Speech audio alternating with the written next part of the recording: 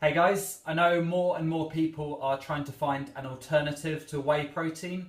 I've done quite a bit of research, and what I found is a vegan protein powder, more specifically two, that seem to fit the bill. So I've just ordered it today.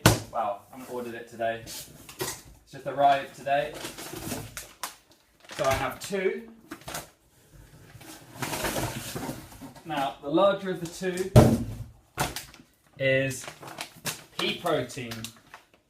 So, Super Pea Protein Isolate. And the other one is Brown Rice Protein. So it's pea protein and it's rice protein. Why do I have both? One is near enough the same as whey, but has fewer of some of the amino acids. If you combine these in a ratio of 2 parts pea protein to 1 part brown rice protein, you're very, very similar to whey. And then I also get aminogen, which is a digestive enzyme, and that makes it pretty much the same as whey. Obviously a lot easier to digest for those people that have problems digesting whey protein.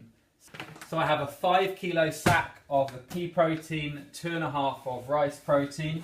And what I do is I put it in a Tupperware. Obviously these are quite big and bulky. And then I just store the large packages out the way, and I just use out the way. See what I did there? I'm going to put maybe 10 scoops of this, 5 scoops of this into my Tupperware, and then I'm going to have that in the cupboard for easy access.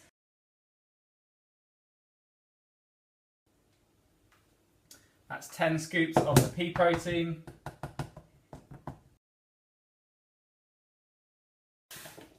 5 scoops of the rice protein, and I'm just going to mix that up without making too much of a mess, and then I'll just access that whenever I need a protein shake. One thing that you do need to be warned about is the taste. I have seen some reviews where people say it is normal or slightly nice. It is not nice. It is a bad tasting product. So when I do get it, I'm just going to go behind the camera. When I do have my shake, I will blend it. So I'll put that in quite a bit of water. If you don't put enough water in, it gets really thick. So a decent amount of water, put in your scoop, swirl it around a bit, and then add an apple. An apple, I've tried 10 or 12 things to neutralise the taste, and the apple is probably the best thing. Also, it's good for you.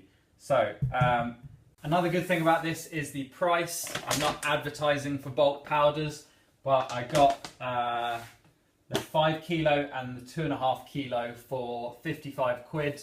It was 73. I found a discount code online and then applied that, so it maybe costs you 2/3 the price that it would for your whey protein.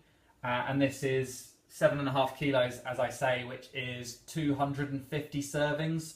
So that's, for me, almost a year's supply for 50 quid. If you are worried about the taste, I would get a smaller packet first just to see if you can handle it with or without the apple, and then you can go and get yourself the larger bags if you feel the need. Thank you for watching. Please check out my other videos and subscribe.